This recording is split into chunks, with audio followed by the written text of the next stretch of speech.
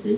And if you want the same paper, you can go into an email without a hyphen, and you can actually spread it across to the group. Okay? You can even post it in Twitter, Facebook, whatsoever. Everybody can still see it. Classroom management system. Okay, this is something when I look at it, it is a lot of computers in the lab. Okay, as you know that soon, or probably in the near futures, maybe the textbook will all become digitized and put into your laptops. Okay, because when I was my time, I still remember how we progress. Okay, from a primary school all the way to maybe secondary school. Okay, we judge ourselves by our burden. What do you mean by our burden? How big your bag become? How many textbooks? So you find that, oh, this guy has a bag very big, must be P6. Oh, this guy has a bag very small, maybe primary 2. So this is how we actually judged last time. Okay, but in the near futures, everything will be digitized. Probably it will. And of course, with mobile devices like iPad, iPhone, they actually change the way on how you actually read books. Okay, actually I start no longer buy magazines, but I actually subscribe them through internet. And I find that they actually have more features because you can do interaction, you can watch video one shot. Yeah, and of course, okay, with room management system, what happens is that students will probably be bringing laptops to schools for their projects and things like that. And everyone will probably be being connected to the school management system. Okay, what happens is that the teacher will be able to see what students have over their laptops. Okay, and they can monitor so that the student will not be playing games instead of doing work in class.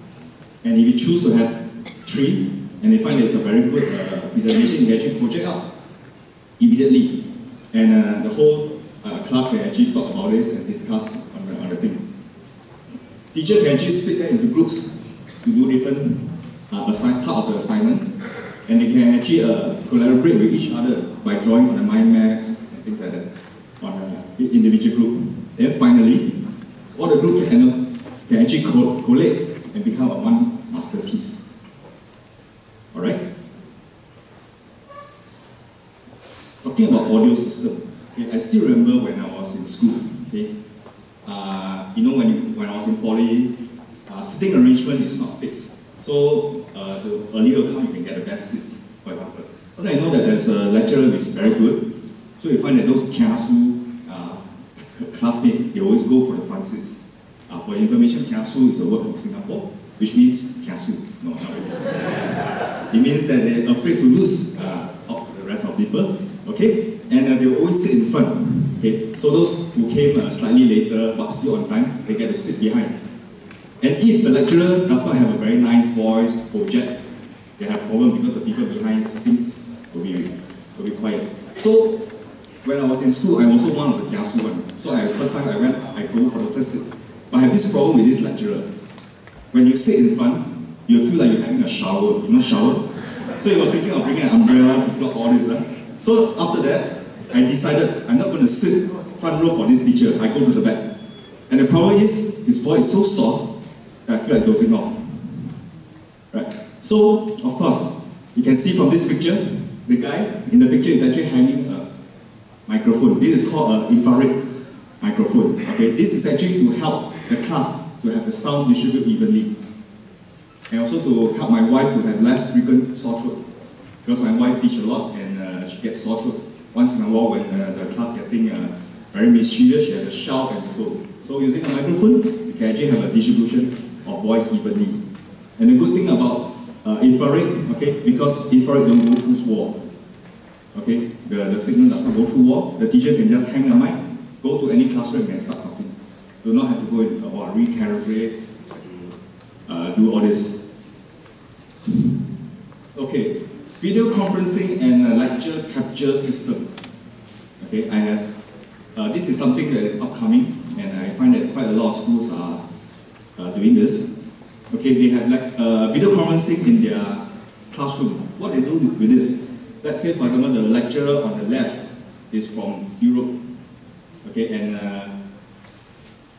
the classroom on the right is probably Singapore. Okay, and you want him to come, but there is a problem because the airport the aircraft carrier, decide to go for a strike, he can't fly here. Or there's flood here and there, the airport is closed. So what they do, they can use video conferencing, do distant learning. And the good thing about this video conferencing, you can actually interact with the lecturer through Q&A, real time. They can answer your questions, and you see it as what it is from the other end. And for most of the school, like informatics, they are using this because they find that it's very expensive to bring the lecturer all the way from somewhere to Singapore. Because you have to bring them accommodation and things like that. They actually save costs by using distant learning. And if it is not enough, you can actually attach a lecture recorder and broadcast system. So some of the places that uses this, like SingHealth, informatics, they are using this to broadcast the lecture because they know those lecturers is not cheap to actually bring in. And they want to archive what they actually have to say. Right? Recently, because of preparing this, I looked into the internet for wealth of information, and I realized that there's something very powerful called a YouTube.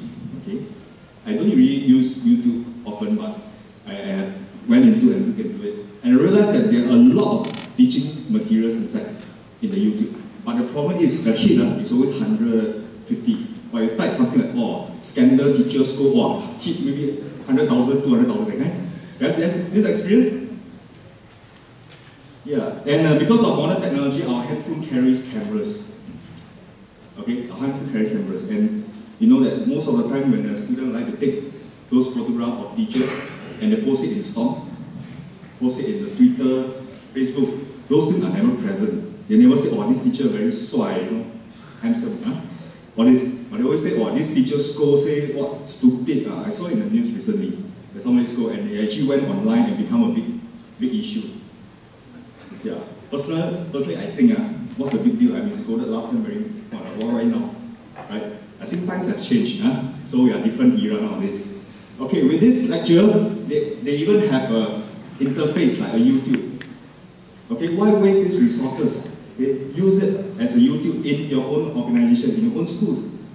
And the student can actually go in and actually look for the material they want. And make your lecture work harder. How? Repeat, playback, and then talk again, and play harder. Make sure what they do make their value worth. So they can keep playing and playing. And of course, this video are actually tied along to the slides. Whatever PowerPoint presentation, you actually tie along to it. So if a student